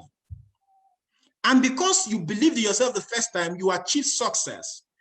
People will now no longer have any choice but to believe in you. The moment you say you are going to do it, they will begin to see it done. Finally, when you want to get anything done, sit back and mentally walk to the end of that thing and walk back. That means see the end of it, see the road to the end of it, and come back to the beginning. See, there are so many things that we have done. In fact, not so many things. Everything I've ventured into in my life, I was not an expert of it 6 months before I ventured into it. But everything I ventured into in my life, I became an expert at it in months of starting it. So you have to build that confidence. Don't sleep. Build a mental picture of seeing the end from the beginning, right? Which means you see all the intricacies, you project the intricacies, and you begin to tackle the intricacies right from the beginning. When you do that, that craziness will just naturally always go with you.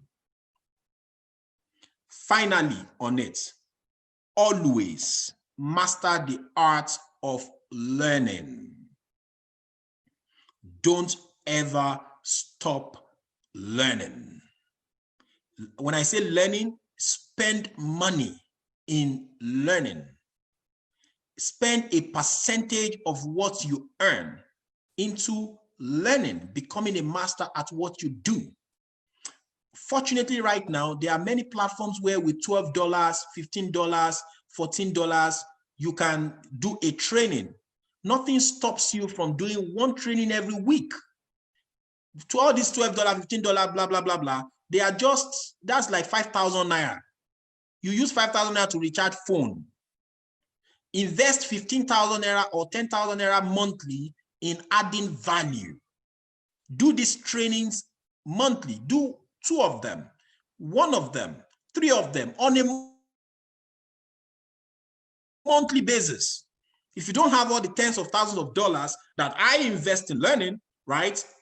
Do all those $12, $13. Go to Udemy, go to edX and all those platforms and continue learning. And then the sky will be the starting point. Fantastic. And I think we're posting home now. I saw a particular question, but I don't think that's a question we need to answer here. The person who wants to find out some of the content you've created, I'm sure when they follow you on Instagram, they will see most of those things there, right? Absolutely, they will. Fantastic. So I'm not a big Instagram person, but you always find all those things. So follow him on social media. You see some of those content there. So finally, I think what we will be addressing here, because we need to round up now, the world is going through a change, and a lot of things are changing. What are the opportunities you see that young people can start to look at? Which industry, which areas, what are the opportunities being created now that you think they can start to look at? And then what are some of the things that you are doing, one or two things that's keeping you excited now that you're thinking, oh, fantastic. If you can share, just share some of those things, because that's coming out of this change now that's happening because of COVID and everything. While it's sharing, guys, let's know what this session means to you. You can share in the chat room. And if you still have questions, I said we will have a session. We have opportunity to engage more through WhatsApp, and that will be something that will happen immediately after this session. So, Hayward, thank you. Okay, so if you would permit me, I have a slide. You know, at the beginning I said I'm going to share how you can create a business now, right? Things you need to look into. And if possible, before we leave here now, we can actually create business ideas now that you can fly. If you create a solid business idea now that I'm interested in, I can work with you on how to make that idea happen. Trust me, once an idea has been created in my own head, it has happened. So I can work with you to ensure that that idea is it materializes. So to answer that question, so maybe I don't know, I'm going to ask you, sir, do you want me to first answer your question, or I should just do both together, or I should answer your question first, then you can give me like 5 minutes to share that slide and talk through it and have people create businesses. Okay, I think you should you can put everything together, and okay. But know that there will be room. So if we still have a lot to do, there will be room to probably have a follow-up session or with people who are interested. I know. Okay, so the world is changing. There's COVID, there's pandemic. What should you tap into? What am I doing right now? And what should you tap into? I'll tell you that if you're thinking anything now that is not digitally driven, you are not thinking. I'm sorry, forgive me. If you're thinking anything right now that is not driven by digital, then you are not thinking. You have not started your thought process, right? You are not yet thinking like someone who wants to be super successful, right? You are not yet thinking up an idea that will get you scared. Maybe I didn't mention that from the beginning. If you build an idea and you are not scared about that idea, then just know that that idea should be dropped. If your idea is big enough, the idea must scare you about getting ahead with it, right? So if whatever you're thinking now is not digitally driven, then quit thinking. I'll give you a couple of examples and with what I am doing, right? I will tell you what I'm doing from two perspectives, how you can tap into it as a potential entrepreneur or as an entrepreneur, and how you can tap into it as an employee wherever you work, right? Number one, so I'm in Canada now. I came to Canada for a 3-week vacation with my family in March, and they locked all the borders and we can't return, right?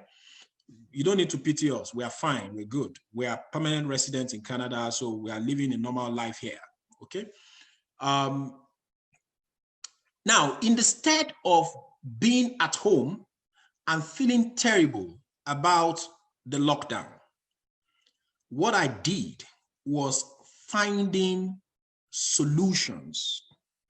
What I did was finding a path to success. What I did was finding a gap in what was existing in the society. What was the gap I found? So at some point, my daughter was sick, and not COVID driven. Before now, she used to have some monthly situations, although that has stopped permanently now. So she took ill again. We knew she was going to be ill around that period. So she took ill again. My wife was now considering going to the hospital. So I said, no way, we're not going to the hospital with COVID. Let's take care of her at home. So she decided to call a doctor. She spoke with the doctor on the phone and all that. The doctor, of course, my wife is also a doctor, but she still had to speak with the doctor and all of that. So, and then they just attended to my daughter, and she was fine. Meanwhile, before that happened, I was already telling my wife that I was thinking up a business that we could do in Canada here, right? And we could also take to Nigeria. And then that just immediately brought an idea to my head.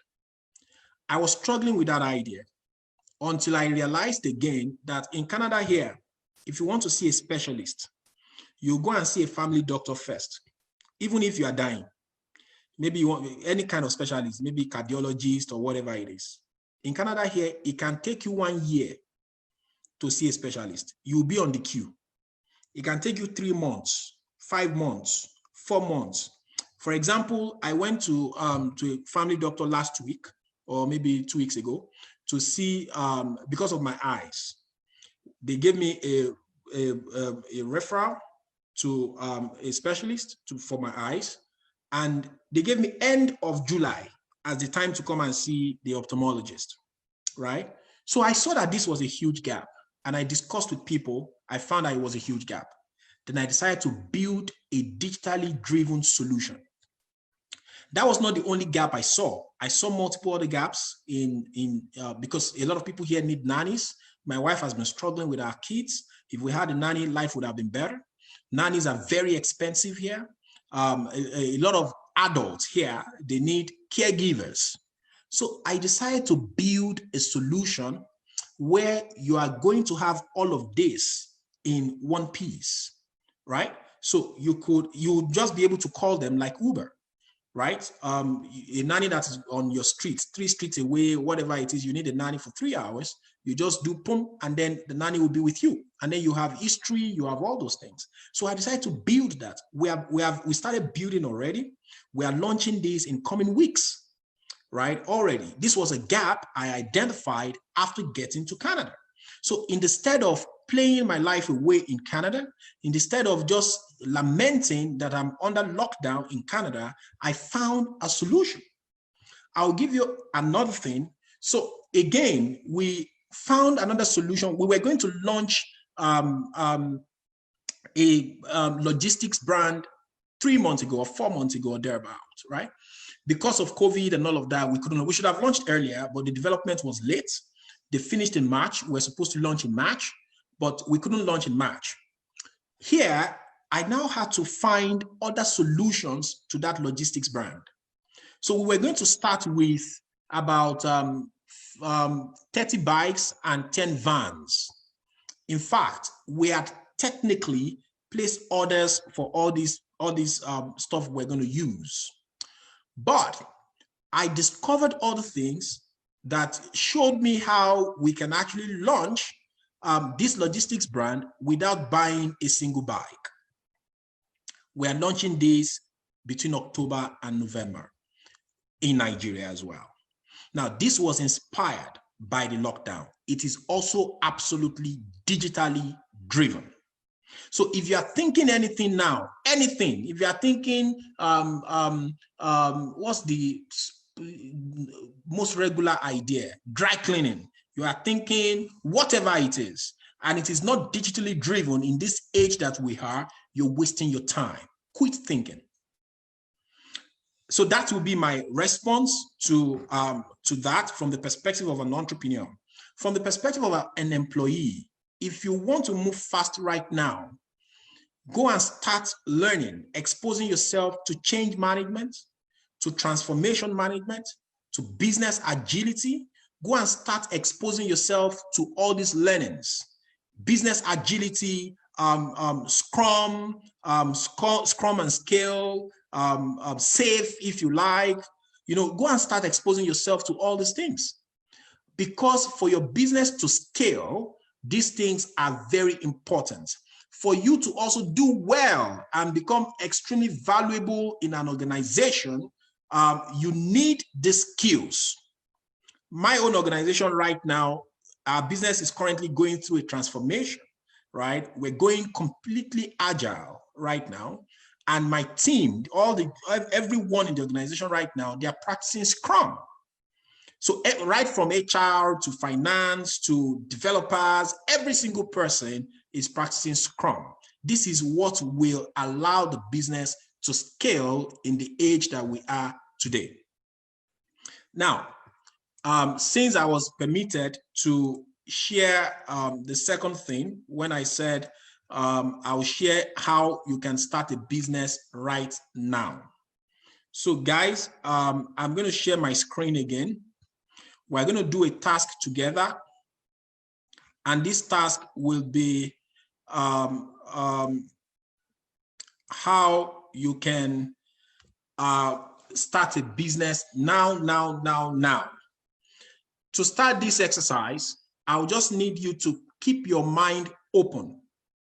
Let us start thinking together. So I called it tips on creating your business idea. How can you create your business idea? So I have here about 7 or 8 tips on how you can create your business idea right now. Keep your mind open as we go through this together. Tip number 1, think about solving an existing problem. The problem is already existing. How can you solve it? See, they don't have to be very big problems, like the problem Google is solving, the problem Amazon is solving. They don't have to be giant problems. They could be the smallest possible problem you can imagine.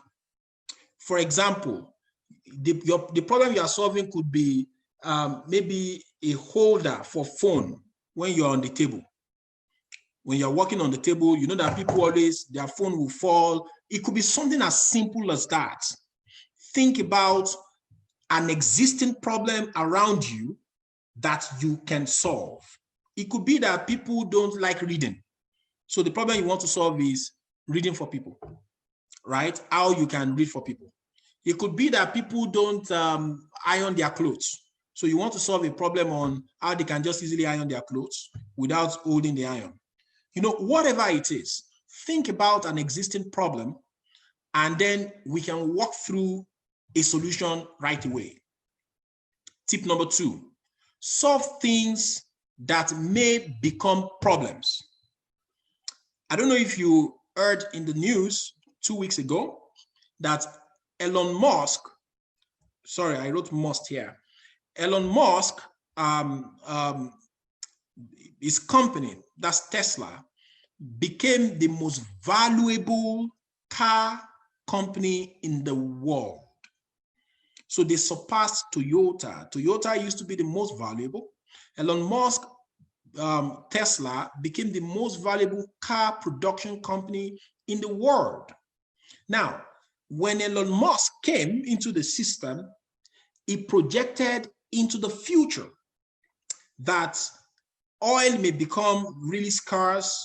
There may be problem of oil distribution. So what can we do to still let people drive their cars without needing petrol at all? He created purely electric cars. It is in Nigeria, you are not seeing it though. In this part of the world, electric cars are everywhere. In fact, I was telling my wife that that's the next car I'm going to buy. They are everywhere here. You don't need to buy fuel. It projected into the future.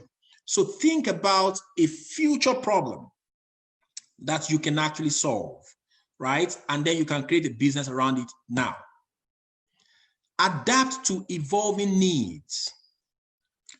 trust me, you'll be a hero. So by adapting to evolving needs, it means that, needs that are ongoing. For example, right now in the world of today in Nigeria, evolving needs would be people getting their food to themselves, to deliver to them. People getting their groceries delivered to them. This is part of evolving need, right? Because people want to reduce contact. They want to reduce going into public places. They want to reduce all these things. This is part of evolving needs. If you can create a business that will solve the problem of people's evolving needs, then you will be their hero. That means you are going to succeed tremendously. That means the need has been identified. Number 4, appeal to people's emotions. Now, people's emotions could vary significantly. It could be that people they need something that will make them proud. They need something that will make them angry. They need something that will be, whatever it is. Let me quickly give you an example. If you know that America's Confederate flag was banned, right? Especially in their car racing competition, right? And in that competition, that event, the Confederate flag is part of the event, has always been part of the event. So for that event, they banned the Confederate flag completely, right? That nobody should use it and all of that. Someone now went to hire a store there, and all he brought in were Confederate flags, other items made with Confederate flags. And guess what? They said the guy made 5,000% the average sale that they always make in that place. And the guy had never sold those things before, but they asked him why he decided to do that. He said he discovered. They asked him if he wanted the Confederate flag himself. He said, no. Why then did you come and sell this in this place? He said, because he knew that people would be angry about it and people will want to buy it. So he designed different items using that flag and then came to sell the flag itself. And over 5,000%, the average sale that other stores in that environment make was what he generated. Appeal to people's emotions, right? If you feel people will be so excited about something, appeal to their emotions with a business. If you feel they will be angry, they like that thing to fan the ember of their anger, make the business, introduce a business that will serve those people. It doesn't matter because you're a businessman. Next thing, save people money. They will leave their sentiments to follow you. Introduce something that will naturally save people money. They will leave their sentiments. Just let them understand that they are saving money. For example, you want to buy a book on Amazon. Buying the book on Amazon is naturally cheaper than you going to the bookstore, right? The fact that it is cheaper, even though Amazon will take a while before they deliver, you won't mind that if you go to the bookstore, you get your thing on the spot, right? The fact that it is saving you money, you will go with Amazon. This has made Amazon the most valuable company in the world. Make people's lives easy. Who wants stress in their life? Nobody wants stress in their life. So introduce something that will completely take people's stress away. You need to read the story of Zoom, the person that founded Zoom. Zoom is making our lives easy right now. That's why we're using Zoom. We don't want stress. We don't want to be traveling all the way down to Oyo or to somewhere for YEC meeting. Naturally, you won't even realize that you are paying Zoom. And Zoom is now a multi-billion-dollar company. You won't realize it because the guy created something that will take stress away from your life. Finally, turn your hobby into business, but be careful. Make sure people are interested in that hobby. Turn your hobby into business. It will make life really easy for you. Okay, there's one other one. Feel a need. Fulfill a need. This part of fulfilling a need it can be so easy for you. What you can do, just research Maslow's hierarchy of needs. Research it on Google. You can go to image so that you see image of the hierarchy of needs, right? Research it on Google. Then you see the different levels of needs. Just find one out of it and create a business around it.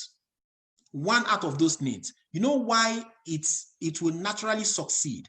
Because it is already a model for needs, right? Find one out of this and create a business around it, and then you are off to a great start. Thank you.